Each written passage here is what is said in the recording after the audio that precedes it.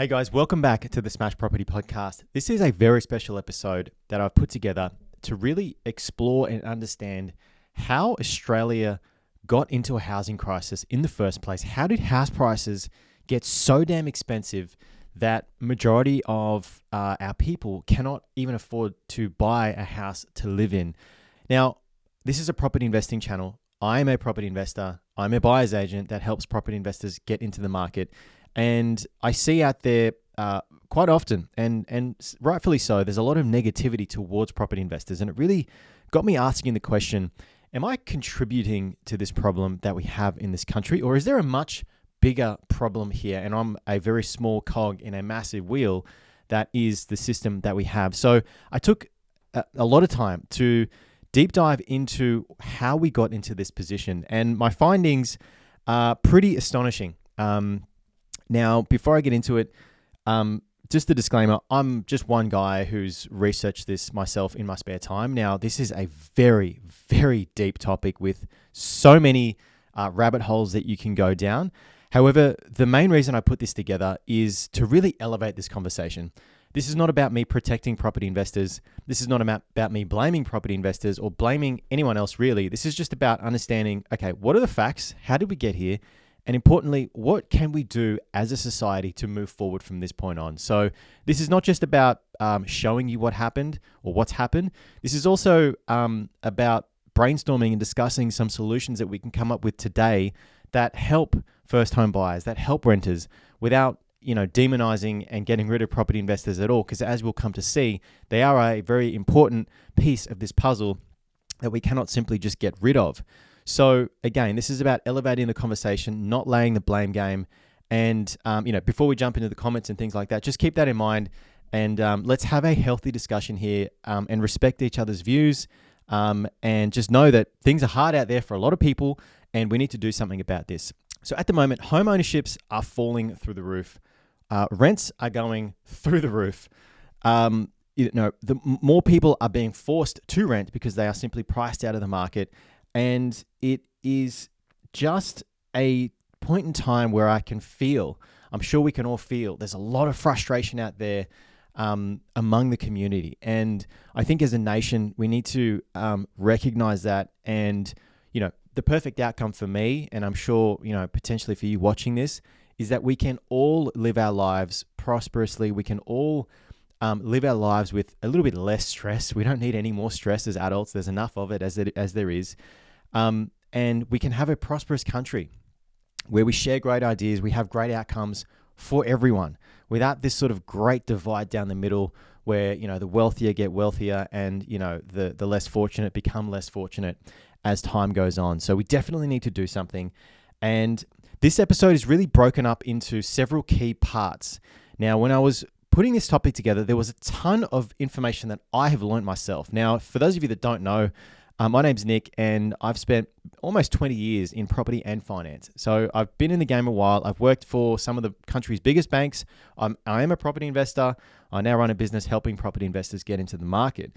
And even with that level of experience, there was still a wealth of new information that I've uncovered for myself. So we essentially have part one, which is understanding the finance system that we have. And we're going to do a bit of a historical look back as to how we got here. So there's the finance aspect. There is the migration aspect. There is the housing supply aspect, which we'll look into. There's the property investors and how they play a role in the market that we have. And then at the end, I'm going to offer some solutions. Now, these aren't perfect. I'm not a policymaker or anything like that. But I put a bit of time and thought into how can we help people now? Because it's important. There's tons of people struggling right now. But also, what can we do over the long term to really curb some of the right behaviors that we want to see as a nation? Now, again, I'm a property investor, but this podcast is not about, or this show is not about protecting investors or demonizing investors. This is just, I'm going to call the facts as they are, and we're going to march through this together just as one community trying to make something that isn't so great a little bit better. So first of all, let's take a deep dive look at the finance system that we have. Now, to do that, we need to go back into the 1980s. Now, this is a point in time that I believe the floodgates really opened up to the system that we have today. So looking back in the 1980s, it was a point in time where we sort of opened up the economy from a very sort of closed, insulated economy to, I guess, sort of a wide open global market. So in that time period, there was a lot of, deregulation of the banks that we have here in this country. So at the time, I think it was in 1983, the Australian dollar was floated. So the market was essentially to determine its price. The government lifted controls, the tight controls over the banks. So the banks were essentially allowed to go and borrow more money from overseas. They lifted capital controls. They allowed foreign banks into the country. And essentially what that did from a market perspective was it just made credit more abundant. So you obviously there's more banks in the country. You've got a lot more competition now. So the game then shifted from the banks towards, I should say, more of a consumer lending game that these banks had. Now, when you sort of create competition in finance, when you sort of lift controls and you allow local banks to borrow more money from overseas, all that means is that they're going to lend even more money to the citizens of the country, which they did here in Australia. So borrow money from overseas, lent it, and gave it out to people here a lot more easier than what they once were. Now, this all happened in the 1980s. Now, obviously that meant Aussies could borrow a lot more. There's a lot more credit sloshing around the system. And I wouldn't say that this deregulation caused the housing market problem that you have today, but it certainly, in my view, was the catalyst for building the system that we now have here today. So Australia wasn't unique in this instance. Funny enough, the deregulation across the US, UK, New Zealand, Australia, Canada, all sort of happened around the same time in the 1980s. Now, I've got a stat here for you. Now, if you see me looking down, I've just got some notes here because there's a lot of stats that I think are important to really hit home how big of, a problem that we have here today. Now, the household debt to income ratio in 1988, from the data that I could obtain, and there was very little of it, but to the best estimates that I could make, the debt to income ratio in 1988 was around 50%. Today, that same household debt to income ratio is over 180%. And this is one of the highest in the world. So in the 80s, we essentially shifted from a savings-based economy into a debt-based economy, and housing was used as the main collateral for that. So that is, I guess, the embryonic stage of where all of this, issue had sort of arisen from. Not the reason, but a big part in playing out of many reasons as to how we got here. Now, what blew my mind putting this together was the explosion of debt over time. Now, in 1988, Australia's gross internal debt was approximately $147 billion from the data that I could obtain. By 2024, that same debt had grown to $2.65 trillion. That's an increase of approximately 1,700% in 36 years. So from $147 billion to $2.65 trillion. Now, these are just numbers, and it's very hard to, at least for me, to kind of go, okay, well, yeah, cool, that's just some big numbers, guys. So, but let me help you visualize this. So if every dollar was equal to 1 second, to visualize the debt in 1988, that would have been 4,661 years. That's a lot. 4,000 years. Just think about that, right? That's a very, very long period of time. That was in 1988. To visualize the debt in 2024, if every dollar was equal to a second, we would have 83,000 years of debt. 4,661 years of debt in 1988, 83,000 years of debt in 2024. Just to help you visualize how big of a problem we have here. That is the explosion of debt over time. And that's why I say we moved from a savings-based economy into a debt-based economy. And clearly, It is shown here in the numbers. Now, it is important to note that since the early 2000s, the RBA obviously plays a role here as well. Now, since the early 2000s, GFC timeline, near enough, interest rates, the cash rate has dropped from what was around 7% to as low as 0.1% during the COVID era. Now, cheap money like that fuels asset inflation. So essentially, if during that time period, we essentially allowed Aussies to borrow hundreds of thousands of dollars at like 2%, 3%, it's near enough free money.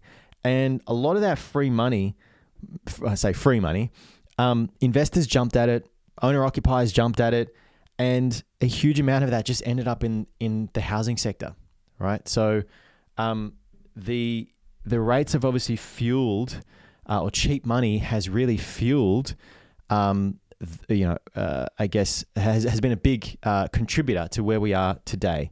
So we've got a deregulated financial system. We had near enough a decade or maybe more of just rates at the lowest they've ever been. And then we have something called COVID. Now, when the COVID came, the federal government and RBA launched a huge amount of stimulus. Now, what is that? That's just essentially injecting more money into a system that is already blown up with a huge amount of debt. So here are some numbers for you to put the COVID stimulus flood into perspective. We had $89 billion in JobKeeper. We had $38 billion in early super withdrawals. We had record business tax incentives. We had $300 billion plus in quantitative ease bond buying by the RBA. Now, that massive injection of liquidity created an artificial boom. Now, that just didn't end up in property, but that ended up in shares, that ended up in crypto, that ended up in things like cars. Anything with a really tight supply, the price just boomed. I love my cars, and I think a lot of us would see that through that COVID period. Ordinary cars were just were increasing in value, which was just unheard of. Through my whole years of growing up, cars were never a thing where you made money. It's like you buy a car, you're going to sell it way less than what you bought it for. That reversed during COVID because of all of this cash in the system and all of these people looking to buy stuff that had a limited supply. Housing, obviously, being one of those major things, a very limited supply, which we'll talk to in a second, which saw prices skyrocket. So this was like an artificial boom that was created through this time period. So our money supply just went through the roof. Now, in 1 year, our Australia's money supply grew approximately 28% in just 1 year. I believe the time period might be a little bit either side of 1 year, but that is a huge amount to inject into a system in such a short period of time. Now, I don't know if any of you guys did economics when you were at school. I certainly didn't pay any attention to it, but one thing I remember is you add more money into a system, you inflate the currency, right? You need more of that currency to go and buy the same things, which is what we are all seeing out there, from the supermarket to our insurance to paying our bills, just everywhere. There's more money. It's less, it's worth less, and that is a huge factor as to why house prices are where they are today. So we've just had this pressure cooker environment. Now, I think it would be silly to not also mention how tax incentives have influenced the behavior of investors over time. Now, negative gearing, I believe, was first introduced in the late 1930s here in Australia. It got shelved for a period of time, but it was importantly reinstated in 1987. That's negative gearing reinstated in 1987. The capital gains discount was introduced in 1999. Why is this important? Because those two tax policies essentially incentivized investors to use property as a wealth strategy. Now, the OEC data ranks Australia as one of the most generous in the world for property tax perks. Now, even places like New Zealand, the UK, had similar perks, but they've wound theirs back and a very, very long time ago. So this really sort of embedded into the culture that housing is an investment rather than shelter. So you've got a deregulated finance system. You've got an abundance of credit sloshing around. You've got a period of time, and a very long period of time, of record low interest rates, essentially free money for the most part. You've got an artificial boom that was created during the COVID era with the government and RBA trying to stimulate the economy and keep it alive. And a lot of that money just ended up in housing. And obviously we've got the tax system to back that up, support that, I should say, in just encouraging investors to, hey, let me go and buy a property so I can, reduce my taxable income with a bit of negative gearing. And that's just ingrained into culture over many decades of it being used now. So let's talk a little bit about the demand and where that comes from. Now, I had a look during putting this episode together, and I tried to look at the net overseas migration year on year since the 1980s, and I couldn't get my hands on the data. However, I could piece together that Australia's population grew by approximately 10 million since the 80s. Now, I would confidently say that a large chunk of that is due to net overseas migration. That's not just people having babies, 10 million babies being born. Believe me, there was a huge amount of them, but not 10 million of them. And to back that up, in 2023, we let in net overseas migration that is a little over 500,000 people. So I know that's just a number, but picture this, right? 500,000 people, like the MCG packed on grand final day, that's maybe 100,000, give or take, right? So that's like 5 MCGs packed 5 times over. And that's the amount of people we let in. And those people obviously need to live somewhere.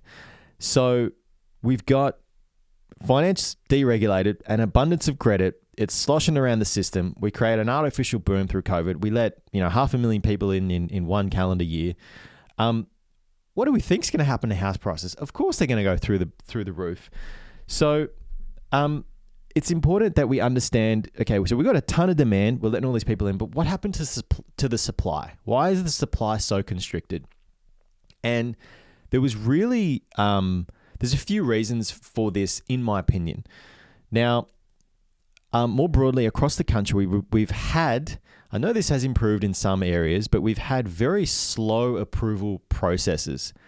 And to give you an example, there'll be some people, new build, you're building a new property today, say the property hasn't been built yet and there's a local regulation change, that property then needs to, because it's not built yet, the new regulations affect that property, and you depending on what the regulation changes are, you need to redesign that property. Just adds months onto the delay. That's just one little example, right? But I think over the decades, for different reasons, we've had very slow approval processes in getting new stock into the market.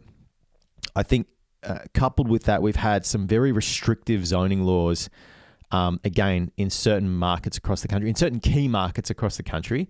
And one thing that I think we've contributed as a community is community level NIMBYism. Now, if you don't know what NIMBY means, NIMBY is not in my backyard. So it's essentially, think of this as you own a nice house, it's your dream home, you worked your whole life to get the house, and council updates the zoning laws, and therefore, the next couple of blocks are bought out by a developer right next to your house, and they want to build a high-rise apartment. Most people are not going to want that right next to them. So they're going to say, yeah, I get it, we need it, but don't put it in my backyard, put it over there somewhere. So that's happened. And I remember, in the late 90s, early 2000s, this was a big thing across, metropolitan Sydney, where I lived at the time. And a lot of people just didn't want, medium density apartments, high-rise density apartments in their backyards. And I get it. Who would? Would you? And that has contributed to this urban sprawl that we've seen. And I think that this has very much contributed to, I guess, the shortage of houses that we have in the country. And it's definitely contributed to the urban sprawl, as I mentioned. You just look in Sydney, the footprint of Sydney just keeps growing year on year. I'm very confident that the footprint of Sydney metro area is one of the largest in the world, and that's just due to the constant urban expansion that's taking place. Very similar in Melbourne, and not too dissimilar up in Brisbane either. So it's through the decades those things occurred, and it's almost like it's not like we just failed to build houses. It's almost as if we were like actively resisting it. Through the council just taking ages to get stuff approved, through local communities saying, hey, no, don't do this here. I know we need it, but do it somewhere else. And, you sprinkle a little, the policies sort of skewed to appease voters rather than actual planners. We sort of create this supply crunch that we have in the system here. So we've got deregulated system, we've got record low rates, we've got mass amounts of migration, we've got a housing supply shortage for a whole bunch of different reasons, which has just led to this thing that we have here today. So let's now take a look at property investors. Now, like I said, I am a property investor. I've been in and around it for a very long time, but let's break down some data, and I've got some data here from the Australian Tax Office. So the Tax Office reckons that there's around 2.25 million property investors in this country at the moment. Now, excuse me, this data, I believe, is only looking at individual property investors, meaning it's not taking into account properties that are held in trusts, companies or anything like that. This is just people. Now, out of that 2.25 million people, about 72% only own one property. Now, when we get to owning two properties, there's only 18% of investors that own two properties. Now, when we get to six or more, there is less than 1% of investors that actually own six or more properties. So when you think about it, most properties aren't property moguls. Most properties are just ordinary people trying to create some kind of financial freedom environment for themselves, trying to supplement their retirement somehow so they're not solely dependent on the pension, so they can have some resemblance of a good retirement. These are just everyday Aussies just trying to better their financial position. However, that less than 1% of investors that own six or more properties, from my best estimates, they control over 150,000 homes, and most of those homes are going to be in high demand metro locations. So that's a significant amount of a small group of people that own a significant amount of the property in this country. So when I was putting this together, I found that during the boom years, the investor loan share exceeded 40%. So 40% of all new loans were investors. And this is the reason that a lot of first home buyers would have felt crowded out in certain markets, because there's just investors everywhere. Now, this isn't about villainizing property investors. This is just, like I said, I'm just calling the facts as they are.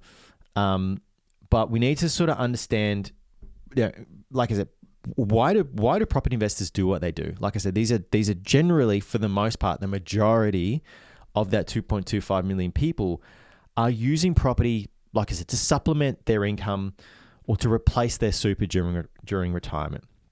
They're doing it to reduce the reliance on the aged pension. They're doing it to build some kind of passive income for themselves. Now, call that greed, call that what you like, but I thought it's quite an interesting topic. So let's what if, because I asked this question, what if hypothetically there were more property investors that relied on the aged pension? What would that look like for the taxpayer? So I have some numbers here. So currently, the aged pension costs taxpayers about $55 billion a year. Negative gearing costs the taxpayer just under $7 billion. And I say costs, it's not that the taxpayer are forking out for property investors. The property investor is getting a discount on their earned income. So it's essentially revenue that the taxpayer is otherwise not seeing. So, but to make it easy, let's call it a cost. So $55 billion aged pension for the taxpayer, about $7 billion for negative gearing. So even if, let's say, 1 million of those 2.25 million people relied on the pension rather than their self-built property portfolios, you're talking adding almost $30 billion a year in budget pressure because of those people needing to rely on the aged pension. That's significant. That's not nothing. So whilst that's not perfect, a lot of investors are actually offsetting the tax burden for the taxpayer by creating their own wealth and relying on that through their retirement years, which I think is a nuance that is missing from a lot of these discussions. And I think a one of many important parts that we need to consider here. But then it got me thinking, because, like I said, I'm a buyer's agent, I'm a property investor. I see a lot of negative comments towards property investors out there. Now get rid of property investors, let's ban them. So I thought, okay, let's play with that idea a bit. And what would happen if we decided, hypothetically, to ban property investors? What is the impact? Because a lot of people just think, okay, let's stop investors. That would mean prices would be then more affordable. But let's break this down. So the immediate effects, if we got rid of property investors, that would mean roughly 30% of rental supply would just vanish. That would all mean, though, 30% of the property market would be available for people to buy. When we look at what 30% of the property market actually means, there's millions and millions of homes that would be now available for owner-occupiers to buy, assuming everybody wants to actually go and buy their own owner-occupied home. That sounds great on the surface, but what that would mean is we would have a demand-supply imbalance. Prices of homes would actually fall. Now, again, you might think this is a good thing, but hear this out. Prices actually fall. Owner-occupiers that have recently bought would fall into a negative equity position. So the price they bought, the price would drop, and the loan would exceed the value of the property. Not a huge thing in isolation, but when you broaden that over many millions of homes or hundreds of thousands of homes, that's a problem. The construction sector, I think, would have a massive issue because I think it's largely propped up by investors. So new dwellings would slow down. I think when you have new dwellings slow down, your developer pipeline dries up, and you then just basically everything just slows down in the sense of new stock coming onto the market. Which, okay, cool, because we have a whole bunch of existing stock that needs filling. But that's not where it ends. Because of the banks having, I would say, 60% plus of their lending tied to residential property, you'd have house prices falling in value, you'd have weaker loan books, and essentially you would have the banks, they would have like a credit contraction because they're not going to be wanting to loan money out when their loan books are heavily in a negative position as well. And you might go, all right, cool. Well, who cares about the banks? They're earning billions of dollars. They can cover themselves. Yeah, that may be so. But if the bank's loan book weakens, what happens to their share price? It weakens as well. Who's heavily invested in the bank's shares? It's mostly mum and dad investors. A lot of our super funds are invested in the banks. So our super funds would take a hit. Because they're heavily exposed to the local banks here. So whilst we might save $100K or maybe a little bit more on the price of a house, all of these other economic impacts happen in the background. And importantly for you and I, our super funds would probably take some of the biggest hits. So it's like you're sort of robbing Peter to pay Paul here. So that's my analysis of this situation. I'd love to hear your thoughts. If I've missed something or maybe got something incorrect, let me know in the comments below. And just remember, this is about elevating the conversation, not pointing the fingers and laying the blame. Let's just work this out together, really.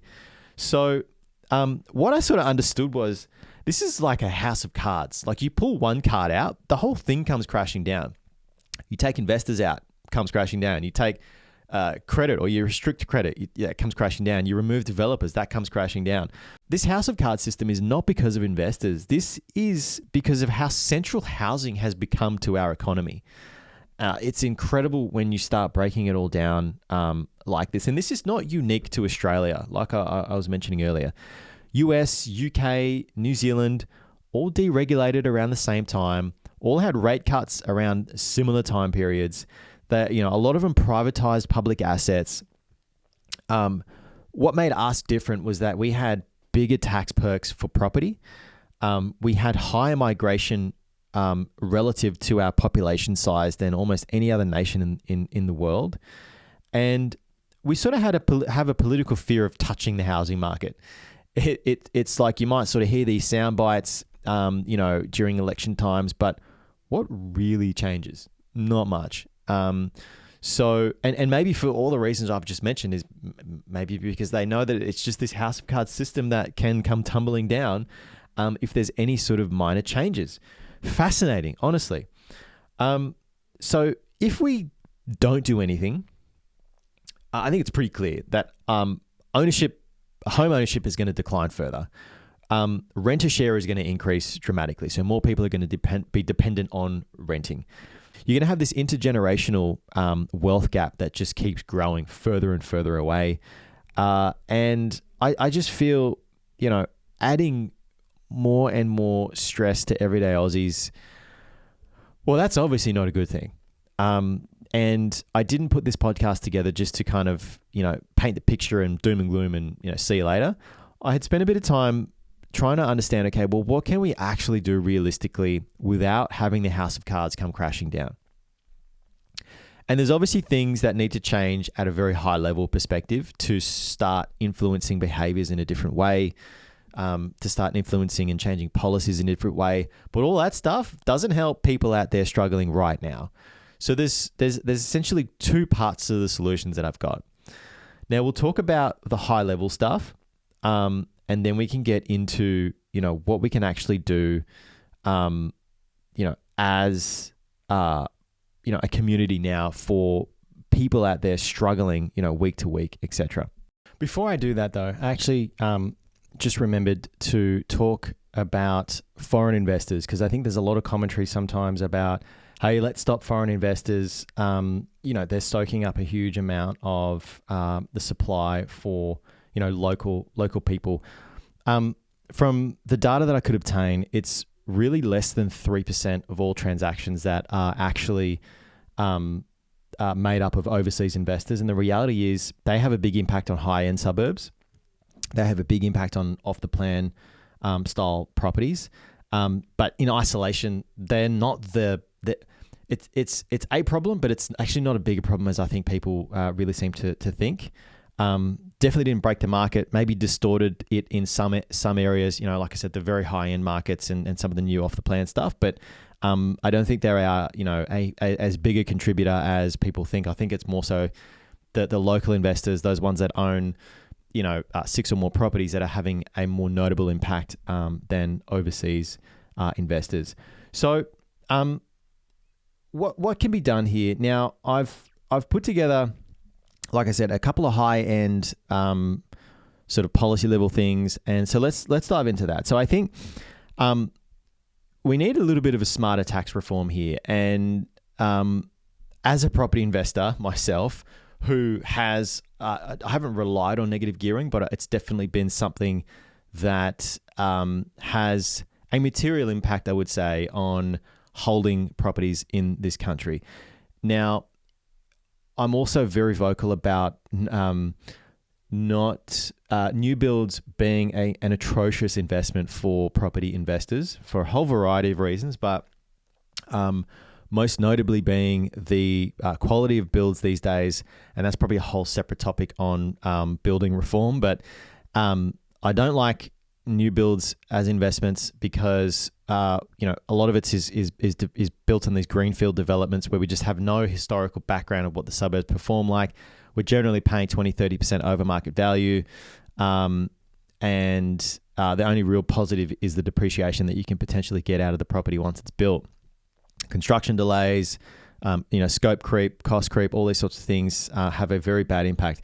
So I say this because I am not a fan of new builds. However, like I said, this is not about being pro-property investor or anti-property investor. This is just what is the right thing for the community moving forward. Now, with that in mind, I think we need to limit negative gearing to new builds only. This, in my view, would then encourage or sway investors to go, hey, let me build a new property. the investor gets to invest, but they're also adding to the supply, which I think is a good thing. Much like negative gearing reinstated in 1987 encouraged the property investor mindset that we have today. Maybe we can do something about that over the next coming decades.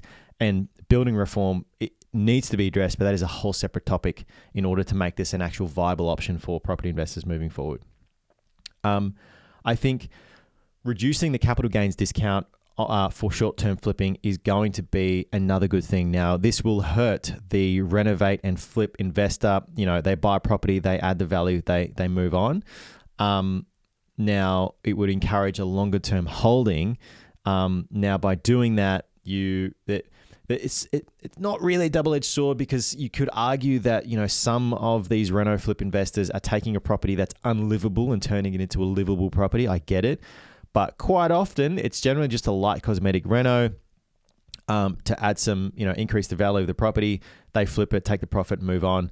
Now, that churn obviously adds to the fuel, adds a slight bit of fuel to the fire that we have here. So, the kind of reducing that CGT discount for short-term flipping would essentially encourage a long-term holding and sort of discourage that sort of speculative turn. Again, just sort of being just straight down the line here, apolitical, not being one side or the other. Now, what I'd love to see, and I spent a bit of time thinking about this, is because we need investors, right? Because there's the government's not building enough housing to house all the people that need to be housed in terms of the rental market. So, but we need to encourage the right behavior. So I sort of thought, okay, well, can we offer, say for example, from a landlord's point of view, they're going to want as high rent as they can possibly get to, ideally, at best, cover all the expenses of the property and make a little bit of profit on top. All right, that's the best outcome for an investor.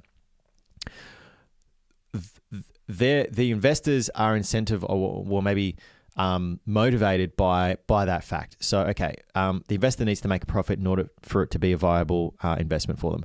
However, the impact of that is the tenants having their rents increased significantly over a very short period of time. Now, some states have put controls in place. Queensland, for example, you can't up the rent, more than once in 12 months, regardless of if tenants move or stay. However, what about this idea? If a property investor is incentivized to keep the rent low, keep the rent below market rent, and that way then the tenant gets the benefit of having the financial relief. And then, much like negative gearing on expenses of the property, what about if the government could perhaps incentivize, hey, if your rent's below market value, we might cover the difference to keep the rent at market value, so you as the investor can afford to hold the property. That way, then the tenant is financially secure. Now, if we encourage longer term leases, most of them are just 12 months, but what if it was a couple of years where you could give your tenant the certainty and the financial security of, okay, I'm good here with my family for a few years. We're okay. We know what the rent is going to be. We're not going to get any surprise shocks. To incentivize landlords to be able to do that through some kind of tax concession, I think is a discussion that we should definitely be opening up to benefit. Again, not just be pro-landlord here, not just be pro-tenant, but just work out a solution for everyone, just so that we can get back to being Aussies again. Honestly, I think that's the main key. So those are some of the tax reforms that I was sort of brainstorming in the last bit of time whilst I'm putting this together. But that's not it. We got to build houses, and we got to build them at scale. Now, like I said, I've built a brand new house in this country. I think our construction standards here are absolutely atrocious. When you go to other countries across the world, even the third world countries build houses so much better than we have here. Just insulate the houses better to start with. We won't need to spend so much on bloody electricity to pump the aircon during the heat of summer if you had a better insulated property. I don't know why this is so hard in this country. But anyway, that's a separate topic. We need to build here and build at scale. So I think we've got to fast track medium density properties in high demand areas, townhouses, duplexes, terraces. So not just high rise apartments, but just beefing up the existing footprint that we have and getting the approval system faster, and again making sure that the quality of build is actually there and livable and it will stand the test of time. Again, a separate topic, but I think it's an important one. I want to get out there into the community. I think that has to happen, because we cannot just have this continuous urban sprawl forever and ever and ever and ever. It puts a massive strain on, the transport system, on public roads, on the cost of building and maintaining those roads. We can be so much smarter and build so much, more densely than what we currently have. Now, I know the great Australian dream was the quarter-acre block, and in a suburb. I think it's pretty clear that dream has just slipped out the window many, many years ago. So it's maybe time to rethink that, reshape that. What do we want as people? What do we want to be? More connected? Do we want more ease? More access, better access to services and things like that. Because we just can't keep spreading out these cities as far as we're doing in, for example, Sydney and Melbourne. It just does not make sense. However, I get it. None of those things I've just mentioned are simple. But the longer we avoid it, in my opinion, the harder it is going to be to fix it, and the more damage that we are going to do to our community. So that's at the high level stuff. But if you are a renter, if you're a first home buyer, or even if you're an investor, I get it. These policy things is going to take a very long time, but I completely understand. People are hurting now. So here's what we can actually do in the now. So if you're a renter, I would firstly encourage you to know what your rights are as a renter. Now, every state is going to have its own sort of housing advocacy body, and therefore different tenancy laws. I'd highly recommend you to just understand what they are in the state that you're living in. It's just important to know your rights, essentially.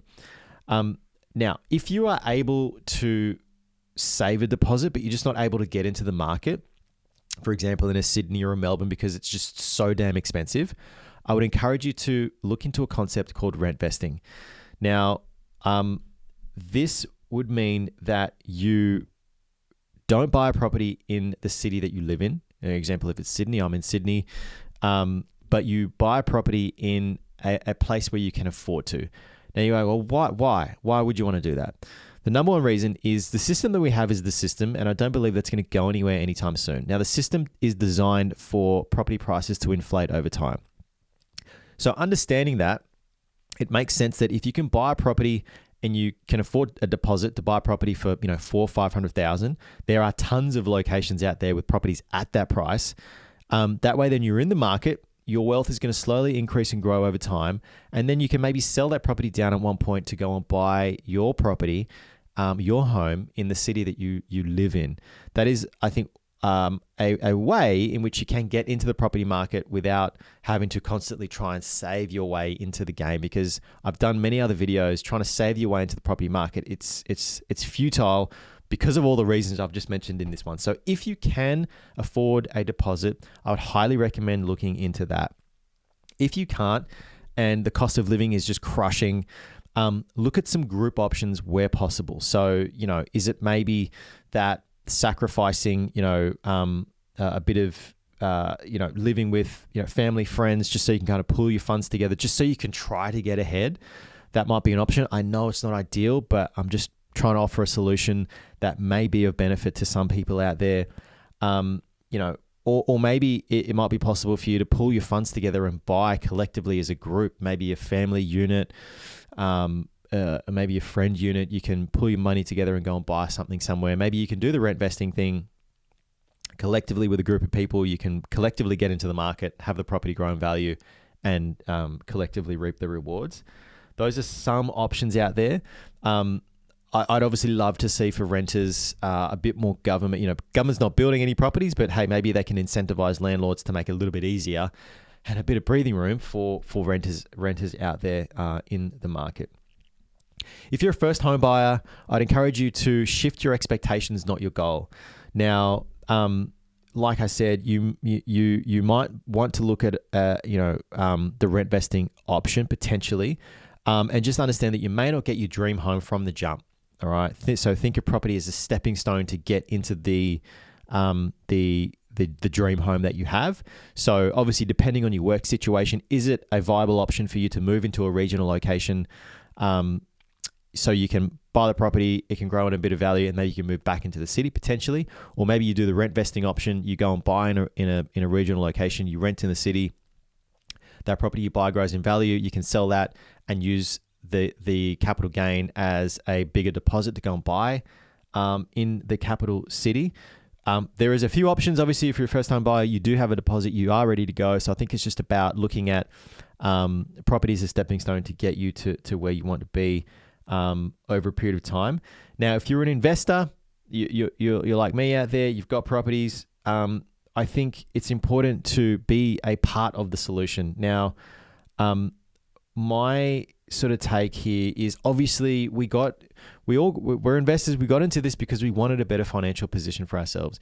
None of us got into investing because we wanted to hurt the economy or hurt renters or to, be these greedy landlords that are often portrayed in the media. However, we can do certain things in the now which are within our power to ease the situation a little bit more. So what do I mean? So if you're a landlord and you've got a property and it's not up to, a minimum standard, or it's not up to sort of the market standard of the area, do something about it.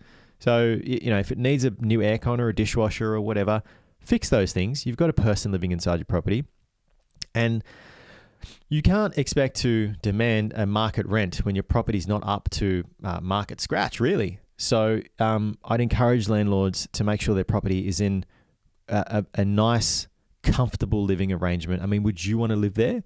And are you asking a fair amount of rent for the property that you have? So I think it's just looking at not being overly greedy when it comes to, lease renewals and things like that. Looking at your standard of your property and what other properties are renting for in the area. Is that an equal equation? I think if it is, cool. You are doing, I think, a fair and just thing out there for your community. I'd love to see some of these tax incentives come in, because investors are not just going to give you a below market rent property for the sake of it. Again, investors a lot of people are actually just losing money on properties, and negative gearing doesn't solve the whole equation either for a property investor too. They get a reduction on their taxable income, not a full refund in most cases. So I think we need to shift the tax incentives to make sure that they can actually encourage them to be more ethical, encourage longer leases, encourage a fair market value rent.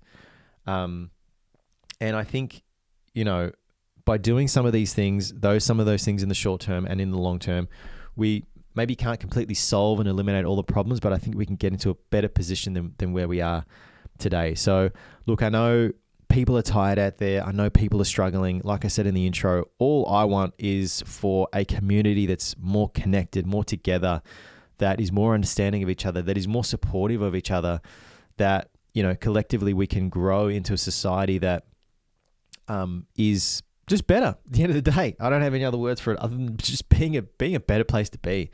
Like, man, I miss Australia in the 90s, honestly. We're all tired of this blame game. I'm tired of seeing renters struggle. I'm tired of seeing property investors blamed. We need shared responsibility. We need shared understanding, and we need a system that rewards housing people, not just holding property. So we didn't get here by accident. We made a ton of decisions, as I've just mentioned, as a country, as a government, as a culture, to favor asset ownership over affordability. So I think this is a case of we don't need fewer investors. We just need better rules. We need smarter tax design and the political courage to treat housing like a system, not a side hustle. I hope you got some value out of that episode. If you did, please subscribe to the channel. It would mean a lot to let me know that you want to see more content like this. Now, next week, we are going to come back with an episode along with Akira where we're going to talk about, is it ethical to be a property investor? And we're going to deep dive into that specific topic more. So if you'd like to see that, like I mentioned, subscribe to the channel. There's lots more content like this, more thought-provoking content coming out over the next few weeks. These discussions I find fascinating. It was incredible putting this stuff together. Like I said, if there's stats that don't make sense, or maybe I've misquoted something, please let me know. Again, this is not about me trying to know all the answers and have everything down pat. This is just about elevating this conversation and hopefully collectively as a community, we can come together and really just push forward in the right direction. So that's all we have time for today's episode. Thank you so much for watching. Until next time, we'll catch you soon.